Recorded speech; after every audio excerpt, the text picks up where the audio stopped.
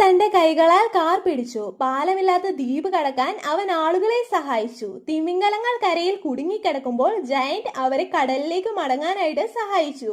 യാത്രയിൽ കപ്പലുകൾ തകരുമ്പോൾ ജയന്റ് കപ്പലിൽ ഒരു കയർ കെട്ടി സുരക്ഷിതമായ ഒരു സ്ഥലത്തേക്ക് വലിച്ചിടുന്നു. ശൈത്യകാലം വരുമ്പോഴെല്ലാം നദി മരവിക്കുകയും കപ്പലുകൾക്ക് മുന്നോട്ട് പോകാൻ കഴിയാതെ വരികയും ചെയ്തു. അതിനാൽ അവൻ ഐസ് തകർക്കാൻ കല്ലുകൾ ഉയർത്തുന്നു. അതുപോലെ ജയന്റ് 100 വർഷത്തേക്ക് നിശബ്ദമായിട്ട് ആളുകളെ സംരക്ഷിക്കാൻ തുടങ്ങി. പിന്നീട് ഗ്രാമം ഒരു നഗരമായി മാറി. ജയന്റ് വീണ്ടും ഐസ് തകർക്കാൻ ആഗ്രഹിക്കുമ്പോൾ വലിയ ഐസ് ബ്രേക്കറുകൾ ആരംഭിക്കുകയും ഐസിന് കപ്പലുകൾക്ക് ഇനി ഭീഷണിയാകാൻ കഴിയില്ല എന്ന് മനസ്സിലാക്കുകയും ചെയ്യുന്നു. ആസൂത്രണത്തിലും നിർമ്മാണത്തിലും ജയന്റിന്റെ ഉയരം അസൗകര്യമുണ്ടാക്കുന്നു. അവൻ കപ്പലുകൾക്കിടയിൽ ശ്രദ്ധാപൂർവം സഞ്ചരിക്കാൻ തുടങ്ങി. പക്ഷെ ഇപ്പോഴും അബദ്ധവശാൽ പുതുതായി നിർമ്മിച്ച പാലം വഴുതി നശിപ്പിക്കുന്നു. താൻ ഒരു തെറ്റ് ചെയ്തു എന്ന് അയാൾ മനസ്സിലാക്കുകയും സ്ഥലത്ത് ആശയക്കുഴപ്പത്തിലാവുകയും ചെയ്തു. പക്ഷെ അവൻ ഇനി നഗരത്തിന് പ്രധാനമായിട്ടുള്ളവനല്ല.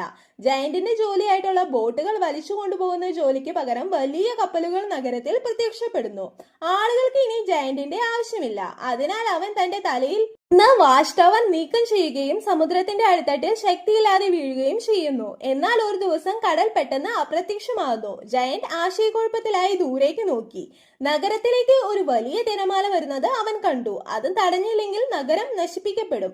അയാൾ ഉടനെ തന്നെ തന്റെ വാച്ച് ടവർ തിരയുന്നു. ജയന്റ് നഗരത്തെ രക്ഷിക്കണം. തിരമാലയെ തടയാൻ അവൻ 2 പർവ്വതങ്ങൾക്കിടയിൽ ഇരിക്കുന്നു. പക്ഷെ ആഘാതത്തിന്റെ ശക്തി അവനെ കഷ്ണങ്ങളാക്കി. ഭാഗ്യവശാൽ മനുഷ്യർ ഒരിക്കലും ജയന്റിനെ മറന്നില്ല. അവന്റെ ഒടിഞ്ഞ കൈകാലുകൾ ശേഖരിച്ച് ജയന്റിനെ തിരികെ കൊണ്ടുവരാനായിട്ട് അവർ യന്ത്രങ്ങൾ ഉപയോഗിച്ചു.